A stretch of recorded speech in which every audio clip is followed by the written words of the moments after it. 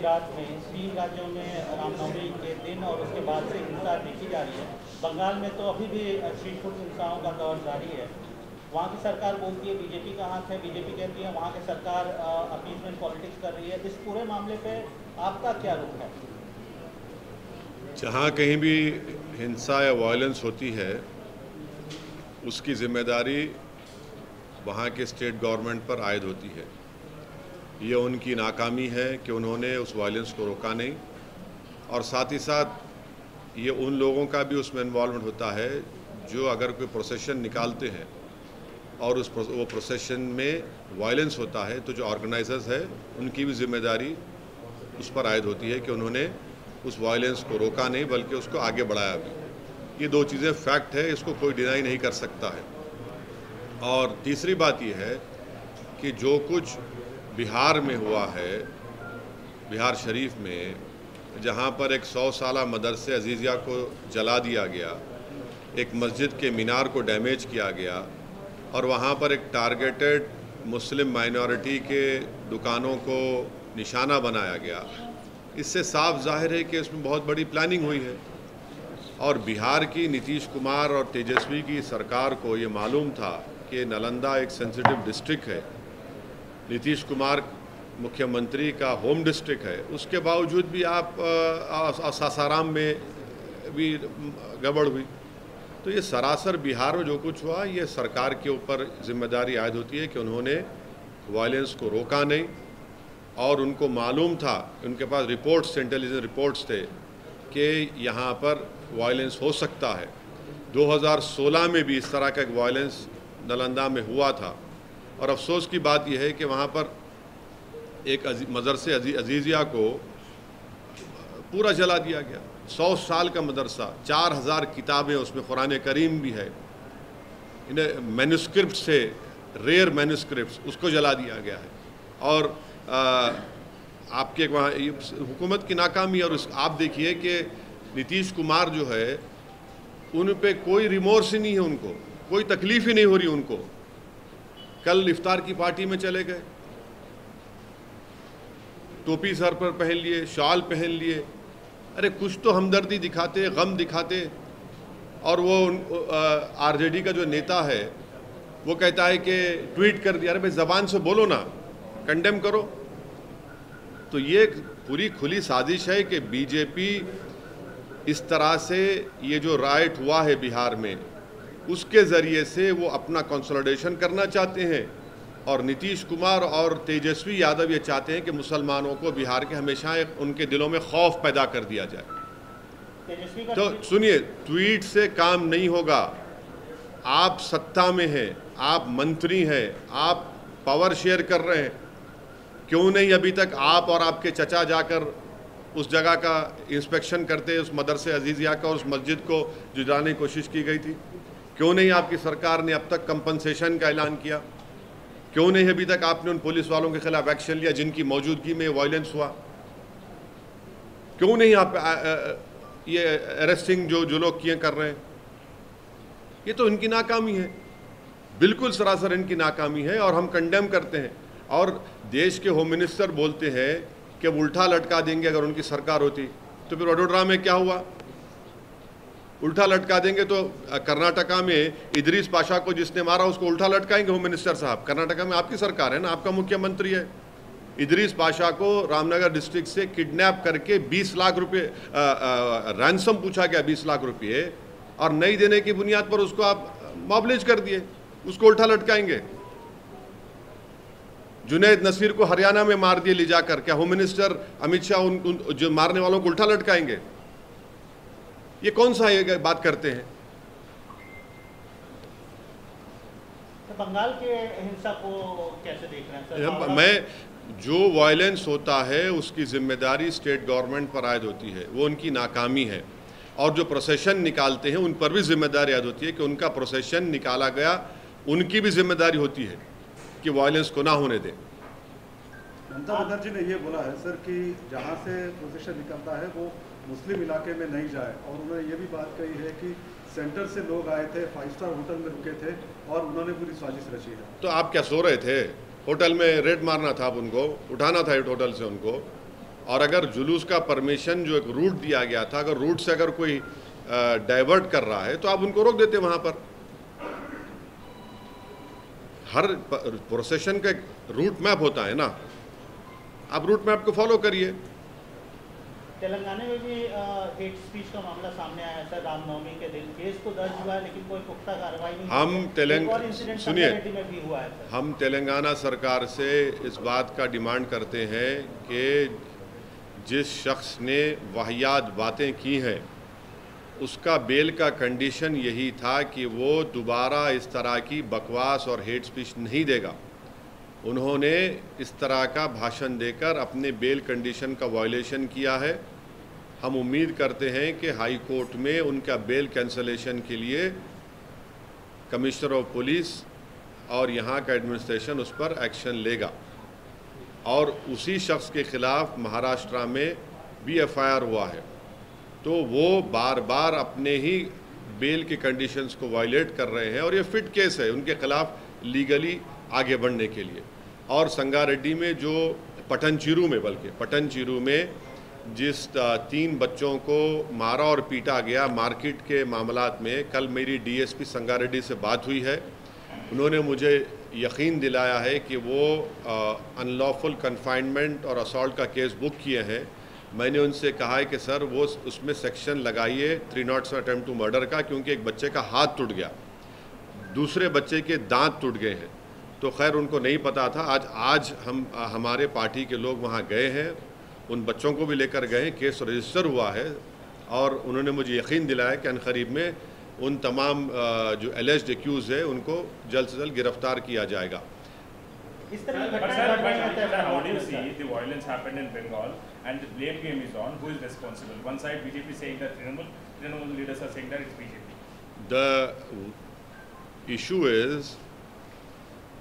that this violence has taken place in a procession, and that procession permission was given by the state government of that respective state.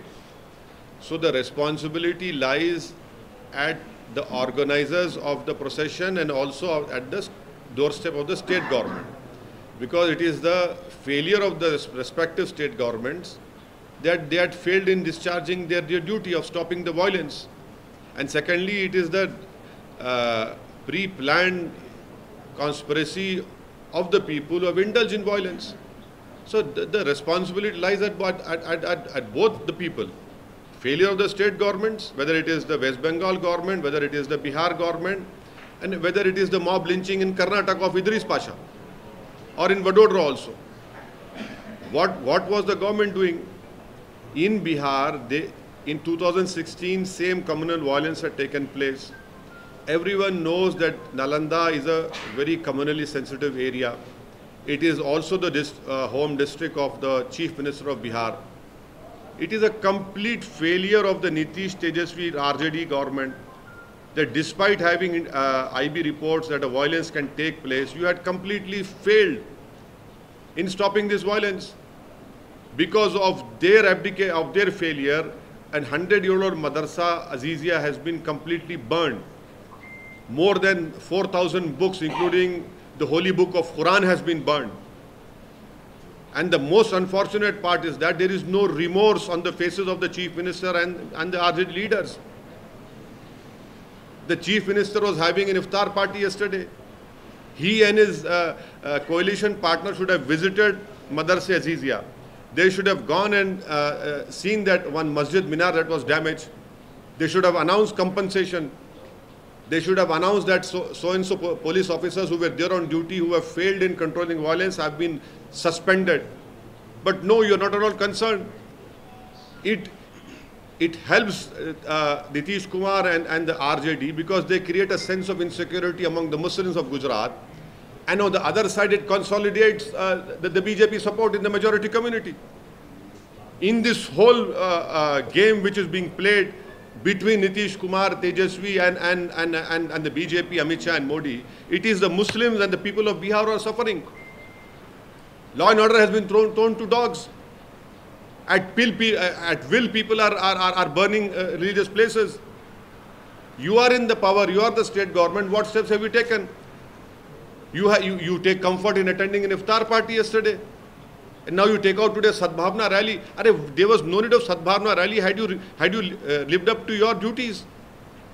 You don't announce compensation. You don't go and visit that place, because you jolly well know that you create this sense of insecurity so that the Muslims of Bihar are always beholden to you. And at the same time, it helps consolidate the majority also BJP. There's a study of Yale University which clearly says wherever a communal violence takes place, it helps BJP. A man has been chief minister for years, Mr. Nitish Kumar, and he is not able to stop this. I condemn the behavior of Nitish Kumar and RJD government, that they have completely failed in stopping this burning of this madrasa and the attack on the masjid, and a targeted burning of properties of Muslims had taken place in Bihar. Sir, how do you see the blame game? How do you see the blame game happening? No one is taking responsibility. It is very easy, na? It is very easy. You blame them, they blame them. Who are the sufferers? Violence, when it happens, it is the poor and common man who suffers. And who loses the property? Who goes to jail? Majority of them are Muslim minority. This is the game they have been playing for years. Also, sir, you are suggesting a political, basically conspiracy behind all this violence or this communal violence, sir. So you are hinting toward two particular party in ruling in Bengal and opposition. I am saying in context of Bihar. In context of Bihar, which I know that had the Nitish Kumar RJD government had decided that no violence will take place, the violence would not have happened. They have failed in controlling the violence in Nalanda. Completely failed. They jolly well know that because of this violence, they send out a message to the Muslims of Bihar कि देखिए BJP आतंक कर रही है, अब आप हमारे साथ रहिए. और वहां पर बीजेपी क्या करती है कि मेजॉरिटी कम्युनिटी को बोलते देखिए आप अनसेफ हैं. तो दोनों का सियासी फायदा हो रहा है. नुकसान कौन उठा रहा है? गरीब उठा रहा है. किसका मदरसा जला, किसकी मस्जिद पे हमला हुआ, किसकी दुकान जली, कौन जेल को जा रहा है. यानी मुख्यमंत्री हैं और आप जबान से इसको कंडेम नहीं करते, ट्वीट करते हैं उनके अलायंस पार्टनर, इफ्तार की दावत कल खाते हैं, खजूर खाते हैं, कंपनसेशन अनाउंस नहीं करते, जाकर विजिट नहीं करते, वहां पर कुछ नहीं करते, क्योंकि मालूम ये कहां जाएगा बिहार का मुसलमान हमको छोड़कर. आप जाके मिलेंगे? बिल्कुल. देखिए, जिस दिन मैं सत्ता में आऊंगा उस सवाल करिए मेरे से आप. मैं सत्ता में नहीं हूं. सत्ता में जो लोग हैं उन्होंने संविधान पर कसम खाई है और देश के होम मिनिस्टर बोलते हैं कि उल्टा लटका देंगे, उनकी सरकार आएगी. अरे उल्टा लटकाइए ना बिल्किस बानो के कातिलों को, रेप करने वालों को उल्टा लटकाइए. इदरीस पाशा के जो मॉब लिंचिंग हुआ रामनगर डिस्ट्रिक्ट कर्नाटका में, किडनैप करके मार दिया गया उसको. जुनैद नसीर के मारने वालों को उल्टा लटकाइए. अमित शाह साहब क्यों नहीं लटकाते आप एक तरफा क्यों बात करते हैं? आप तो भारत के होम मिनिस्टर है ना. जब आप उल्टा लटकाने की बात कर रहे हैं तो ठीक है, संविधान में उल्टा लटक जाएगा जब, बस सबको लटकाइए उल्टा आप. बोलिए. हाँ बोलिए. सर, चाइना ने अरुणाचल प्रदेश के 11 जगहों का नया नाम रिलीज किया, रिनेम करके. अब सुनिए, तफसीली सवाल सुनिए. तफसीली जवाब ये है कि यहाँ पर मोदी सरकार एनसीईआरटी से मुगलों की तारीख को मिटा रही है, पास को. और चाइना जो है, जिसका मोदी जी G20 इंडोनेशिया में चेयर से, कुर्सी से उठकर पलटकर जाकर हाथ मिलाए थे, एनसीईआरटी में मुगलों की तारीख को मिटाया जा रहा है और चीन हमारी प्रेजेंट को मिटा रहा है. प्रेजेंट को मिटा रहा है हमारे नामों को. ये इसमें खुश है और चीन प्रेजेंट नामों को मिटा रहा है. तीसरी मर्तबा हो चुका है. क्यों हो रहा है? क्योंकि चीन जानता है कि देश के प्रधानमंत्री मोदी जी चीन का नाम नहीं लेंगे. दूसरा, ये सरकार फैक्ट्स नहीं बोलती. तीसरा, इनका रिस्पांस वीक है. इसीलिए इन तीन चीज़ों की वजह से चीन हमारे प्रेजेंट को मिटा रहा है और मोदी जी की सरकार मुगलों की तारीख को मिटा रही है. अब हम इस पर यह बोलना चाह रहे हैं कि 1653 में ताजमहल को शायद मोदी जी ने बनाया था, हाँ। 1648 में लाल किले को शायद नाथूराम गोडसे ने बनाया था, और 1857 की जो बेचारा जो बादशाह जो बर्मा जाकर मर गया, शायद वो सावरकर थे। और जो 1690 में जो पूरे विश्व का 24% जीडीपी था, शायद एम्परर मोदी जी थे, इसलिए 24% जीडीपी हो गया। यही प्रॉब्लम है, आप पास को मिटा रहे हैं और चीन प्रेजेंट को मिटा रहा है। ये प्रॉब्लम है भारत में। चीन के ऊपर देश के प्रधानमंत्री एक शब्द नहीं बोलते, फैक्ट्स को छुपाया जाता है, और वीक रिस्पॉन्स है। 3 चीज़ों की वजह से चीन ही हरकत कर रहा है। अब आप बोलिए क्या हमारा रिस्पॉन्स है? कुछ नहीं है, हम नहीं माने। अरे क्या आपके देश के इलाकों का नाम मिटा रहा है, आपको उसकी फिक्र ही नहीं है, मगर आप तारीख मिटाएंगे। 1650 में, 1640 में, सन 57 में क्या हुआ था। अरे भाई ये देखो, आप सत्ता में है, ये क्या हो रहा है, इस पर गौर करिए। सर, इस बार के पार्लियामेंट सेशन में बहुत सारी खेमेबंदी हुई, कई पार्टियां एक साथ मिलकर खड़ी हुई, सब अपना अपना स्टैंड क्लियर कर रहे हैं। आप अभी तक अपना स्टैंड नहीं क्लियर। क्या मेरा स्टैंड क्या है? मैं तो हमेशा बीजेपी को अपोज कर रहा हूँ और करता रहूँगा। तो मैं सुनिए क्या सुनिए जो मैं समझ गया आपका सवाल मेरे भाई। यूएपीए का जब कानून जुलाई अगस्त 2019 में अमित शाह होम मिनिस्टर लेकर आए थे, तो क्या कांग्रेस ने सपोर्ट नहीं किया था? और असदुद्दीन ओवैसी ने अपोज किया। हम तो हर कानून अपोज करते हैं, हम तो क्लियर कट हैं, बीजेपी के खिलाफ थे, हैं और रहेंगे आइडियोलॉजी की बुनियाद पर। हम तो कह रहे हैं कि 2 समंदर के किनारे एक हो ही नहीं सकते कभी। तो क्या 2024 में, जैसा कि तमिलनाडु के मुख्यमंत्री बोल रहे हैं कि अलग अलग चेहरे होने से नुकसान हो सकता है, तो एक ही चेहरा अपोजिशन का होना चाहिए, मोदी और बीजेपी को लेने? क्या उन्होंने ऐसा कहा है क्या? हाँ, उन्होंने कहा कि सब विपक्षी पार्टियों को एक साथ एक मिलकर आना चाहिए और एक ही चेहरा होना चाहिए, ताकि मोदी को, प्रधानमंत्री को। एक चेहरा कौन है वो? केसीआर साहब से। हाँ, इन्हें एक चेहरा उन्हें बोले क्या उन्होंने? एक चेहरा कौन है? सभी लोग कोशिश कर रहे हैं। कौन? केसीआर साहब। नहीं, एक चेहरा उन्होंने बोले क्या? एक चेहरा कौन है? हम क्या बोल रहे हैं, भारत में अगर 24 में नरेंद्र मोदी को हराना है, बीजेपी को नहीं, नरेंद्र मोदी को दोबारा सत्ता से आने से रोकना है। बीजेपी अब नहीं रहे, खाली नरेंद्र मोदी पार्टी हो गई। वो नरेंद्र मोदी को रोकना है तो 540 पर 540 चेहरे मिलकर मोदी को हराना चाहिए। मैं शुरू से कह रहा हूं ये स्ट्रेटेजी कामयाब हो सकती है। अगर आप ये चेहरों को लेकर जाएंगे तो फिर बीजेपी को फायदा हो जाएगा। 540 में बहुत सारे तो वही लोग के हैं ना सर। कहाँ नहीं, आगे जब मतलब आप ये कह रहे हैं कि 540 में जो अब हैदराबाद का इलेक्शन होगा, सिकंदराबाद का इलेक्शन होगा, वरंगल का होगा, आदिलाबाद का होगा, निज़ामाबाद का होगा, निज़ामाबाद वर्सेस मोदी। सुनिए, हाँ, अभी देख लो क्या होता, देखो अभी देख लो, महबूब नगर वर्सेस मोदी, किशनगंज वर्सेस मोदी। हाँ, ये होना चाहिए। अगर आप ऐसे चेहरों को लाएंगे तो फायदा नहीं होने वाला है। खैर वो लोग बड़े लोग हैं भाई, हम क्या बोल सकते हैं। हम तो ट्विंकल ट्विंकल लिटिल स्टार हैं। उनको उनके ख्वाब हैं, उनके जो भी ख्वाहिशात हैं, वो शायद वो देख के। आप यूनाइटेड अपोजिशन के पक्ष में हैं। आप जुड़ेंगे उनसे? अरे हम ही तो मुकाबला कर रहे हैं बीजेपी से। नहीं, वो कह रहे हैं।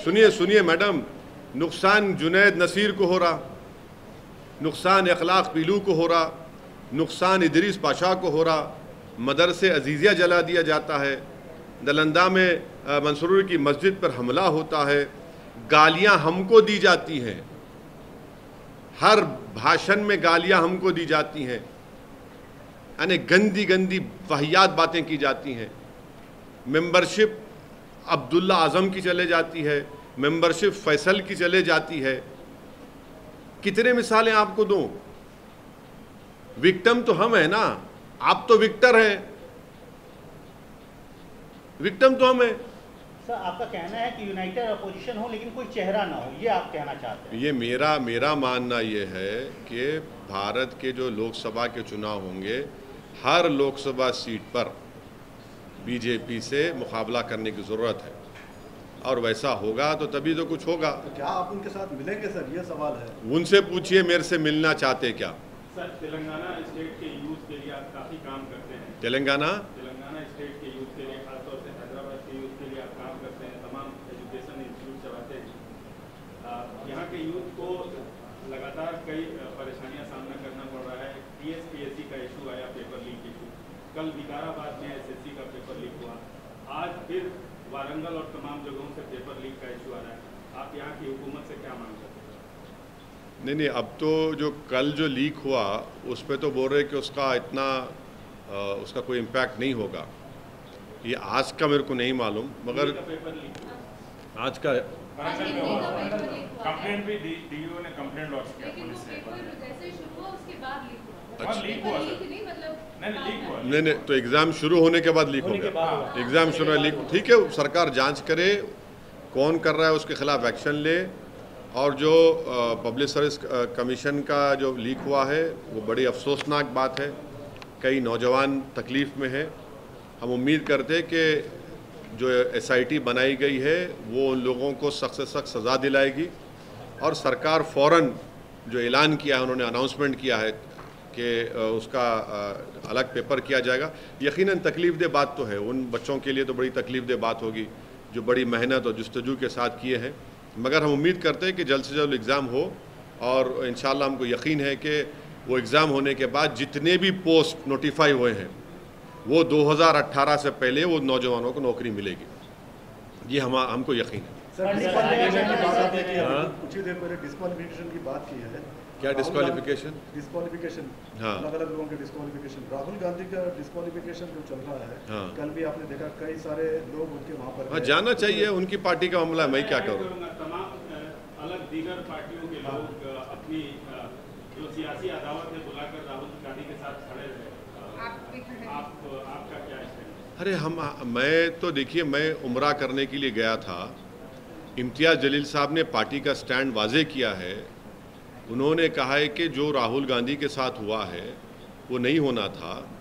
और वो दूसरा हमने ये कहा है कि भैया आपको ये जो आप जो गम और गुस्से का इजहार कर रहे हैं वो अब्दुल्ला आज़म पर भी करिए ना। एक धरने के केस में मेंबरशिप चले गई उसकी। फैसल लक्षद्वीप के जब हुआ, जब तो कुछ नहीं हुआ, खैर अब तो उन्होंने केस लड़कर हाई कोर्ट से उनको रिलीफ मिल गया मेंबरशिप। उस वक्त भी आपने कुछ नहीं दिखाया था। हमारा बोलना ये है कि देश का मुद्दा राहुल गांधी नहीं है। मोदी जी ये चाहते हैं कि राहुल बनाम मोदी हो जाए, और हम ये चाहते हैं कि बेरोजगारी का मुकाबला मोदी जी से हो। मोदी जी ये चाहते हैं कि राहुल का मुकाबला मोदी जी से हो जाए। हम ये चाहते हैं कि महंगाई का मुकाबला मोदी जी से हो जाए। मोदी जी ये चाहते हैं कि राहुल का मुकाबला मोदी से हो जाए। हम ये चाहते हैं कि चीन हमारी ज़मीन पर कब्जा करके बैठा है और मोदी जी खामोश बैठे हैं। ये मुद्दे हैं। मोदी जी ये चाहते हैं कि ये इनको सामने कर दो। हम ये फिर से कह रहे हैं कि 24 में 540 चेहरे जब उभरेंगे तभी आप नरेंद्र मोदी को सत्ता से दूर रख सकते हैं। बीजेपी नहीं है, नरेंद्र मोदी पार्टी है ये, हम मानते हैं उस बात को। कर्नाटक इलेक्शंस अनाउंस हो गए, आप कितनी सीट्स पे लड़ेंगे? और मैडम, हमने 3 सीट्स पर तो अनाउंसमेंट कर दिए हैं। अनकरीब में और भी इंशाअल्लाह ताला सीट्स का आपको अनाउंसमेंट भी कर सकते। अलायंस अगर होगा तो वो भी बता पाएंगे आप। पंडित सर का कहना है सर कि ओल्ड सिटी में एक खास तबके के नवयुवकों को रमजान में छूट मिलती है। अरे छोड़िए ना, बीजेपी का इतना बड़ा वो क्या है, वो पोस्ट मिला उसको और बात इस तरह ही कर रहा उन्हें, क्या है उसको। प्रधानमंत्री 8 तारीख को हैदराबाद आ रहे हैं सर। हाँ, आ रहे हैं। वंदे भारत का इनॉग्रेशन होगा। Very good. हम प्रधानमंत्री से एक रिक्वेस्ट करना चाहेंगे कि जब आप हैदराबाद को आ रहे हैं तो आप जो मेट्रो का जो काम रुका हुआ है Mahatma Gandhi jubilee bus stand से फलकनुमा तक, उसके लिए आप हमको पैसे दीजिए आपकी गवर्नमेंट से। और जो एयरपोर्ट के लिए मेट्रो का काम जो TRS की सरकार ने तैयार किया है, जिसको हमारे urban development minister Hardeep Singh Puri साहब ने रिजेक्ट कर दिया है, उसको भी मंजूर कर दीजिए। दो काम बहुत इम्पॉर्टेंट है। हम चाहते हैं कि जब देश के प्रधानमंत्री यहाँ पर आएँ तो वो हैदराबाद में हमारे पार्लियामेंट कॉन्स्टिट्यूंसी में जो ये जुबली बस स्टैंड से लेकर फलकनुमा में जो एक हिस्सा बचा हुआ है, उसके लिए आप गवर्नमेंट ऑफ इंडिया से उसका फंड कर दीजिए, और दूसरा जो मेट्रो की लाइन का प्रोजेक्ट स्टेट गवर्नमेंट ने भिजाया है उसको आप एक्सेप्ट कर लीजिए। वो तो सर स्टेट की सरकार करना चाहिए, स्टेट की सरकार नहीं तो गवर्नमेंट ऑफ इंडिया, देखिए स्टेट का ही तो पैसा गवर्नमेंट ऑफ इंडिया को जा रहा है ना। किसी सुनिए एक मिनट, किसी का जाती पैसा नहीं है, जनता का पैसा है, टैक्स का पैसा है, पर्सनल पैसा किसी का नहीं है। तो हम ये बोल रहे हैं कि जो पैसा जा रहा है आप वो दीजिए ना। यहाँ पर डेवलपमेंट का काम ही होगा ना। आप लोग बोलते हम बोल रहे डेवलपमेंट करिए, डेवलपमेंट का काम करवाइए, चलिए। हम ये चाह रहे हैं कि हमारे कॉन्स्टिट्यूंसी में नामपल्ली रेलवे स्टेशन को भी अच्छा खूबसूरत बनाइए। आप बनाइए बिल्कुल। Old city metro project united Andhra Pradesh में शुरू हुई थी, टीआरएस की सरकार 8 साल कर रही, अभी फिर से ये मुद्दा क्यों आ रहा है?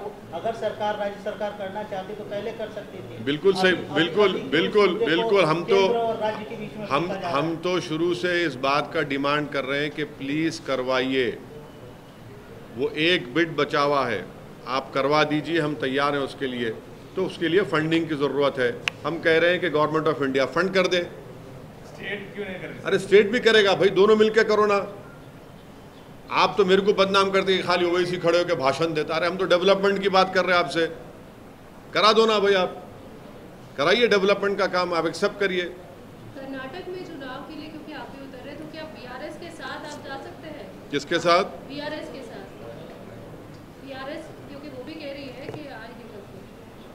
देखिए हमारा मानना ये है कि के चंद्रशेखर राव बड़े श्रूड, सगैशियस एक स्टेट्समैन है, और उन्होंने तेलंगाना में जो कुछ काम किया है वो काबिल तारीफ़ है।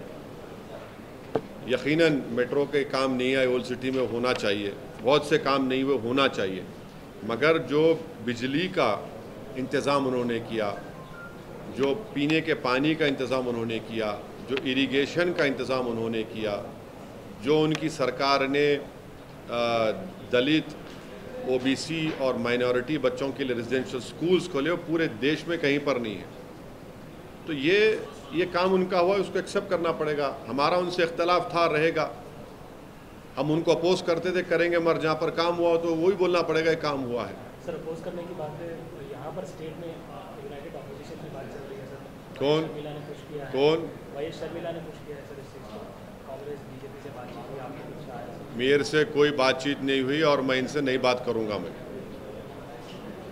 ममता बनर्जी ने कहा है कि हनुमान जयंती है। नहीं, मैं नहीं बात करूँगा भाई, मेरी पार्टी का फैसला है। सर इन्फॉर्मेशन यह है कि कल आप मिलने वाले हैं। किससे? सर देखिए, हम मुलाकात जब करते हैं ना तो शर्मा कर नहीं करते, मुलाकात खुल कर करते हैं। और हम नहीं मिलेंगे उन लोगों से, बिल्कुल नहीं मिलेंगे। हमारे को बात चीज़ों पे टीआरएस पार्टी से हमारा इख्तलाफ है, मगर जहाँ काम किए वो काम करना पड़ेगा, बोलना पड़ेगा। और यकीनन मैं समझता हूँ कि के चंद्रशेखर राव का जो विज़न था तेलंगाना में, किसी हद तक उसको हासिल कर चुके हैं, और भी उनको करना है। हम तो बोल रहे और करो आप। हमारे परसों लिए हम रोड वाइडनिंग का, के.टी. रामाराव मिनिस्टर हमारे को रोड वाइडनिंग के लिए वो दिए हैं पैसे। डेवलपमेंट हमारा वो IS सदन का स्टील ब्रिज का काम रुका हुआ है, उसको हम बोले जल्दी कराइए आप। और आप देख रहे होंगे ये जू से लेके ब्रिज बन रहा है लंबा, लॉन्गेस्ट, वो भी वो का मिरालम टैंक की खूबसूरती का, उस पर ब्रिज का मसला है।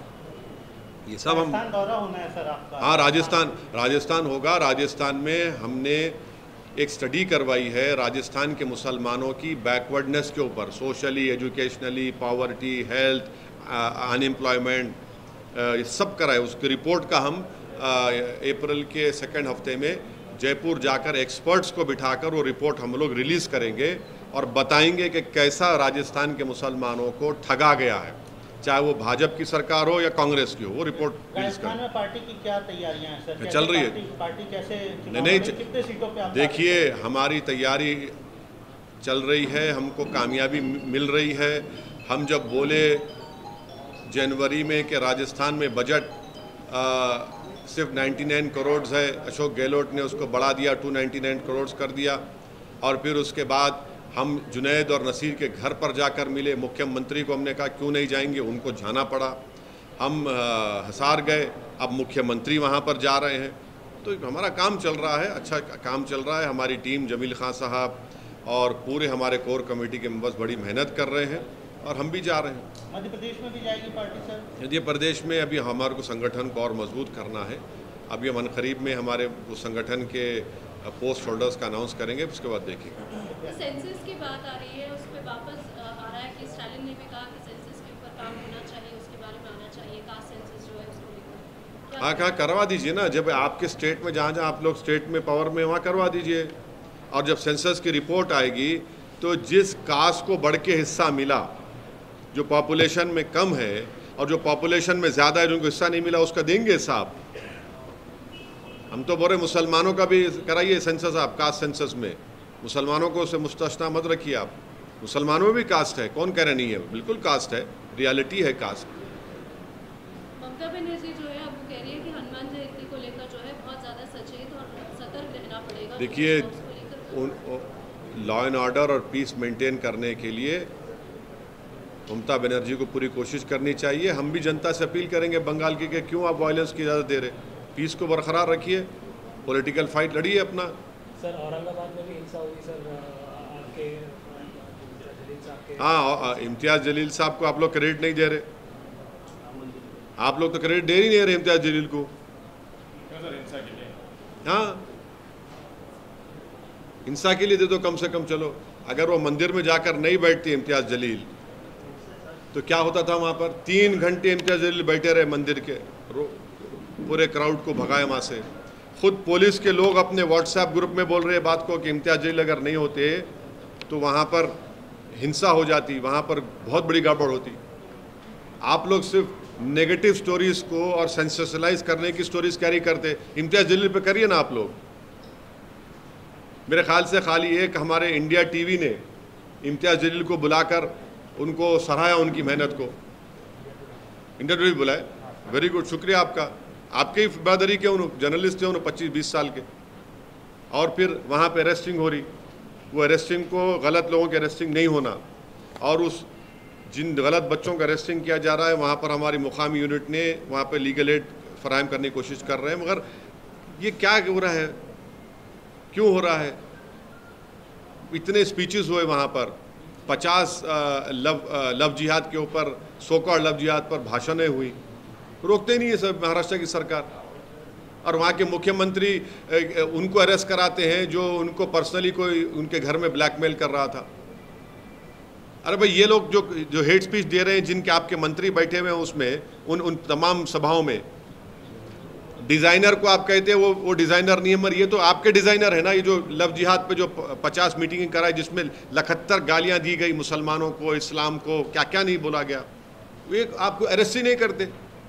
अरेस्ट करिए ना, जैसा आपने उसको अरेस्ट कराया, वो डिज़ाइनर को इसको भी कराइए। ये असल डिज़ाइनर आपके हैं, ये हैंडमेडन है आपके ये लोग। सर एक और उत्सव आ रहा है सर, हनुमान जयंती, जिसमें रैली निकाली जाती है। देखिए, रैली निकलेगी, निकलनी भी चाहिए, और पीस मेंटेन होना चाहिए। हम अपील करते हैं कि प्लीज़ अमन को बरकरार रखिए। अगर वायलेंस होगा तो गरीब का नुकसान होगा, वो अपने रोज़गार से महरूम हो जाएगा, नफ़रतें बढ़ेंगी। आप अपनी सियासी रोटी तो सेक सकते हैं, मगर इस नुकसान की पाँचपाई कौन करेगा? और सरकारों की जिम्मेदारी ये है कि वो जब परमिशन देते हैं तो वो पीस को इंश्योर करें। जो प्रोसेशन निकालते हैं उनकी जिम्मेदारी है कि वो पीस को इंश्योर करें।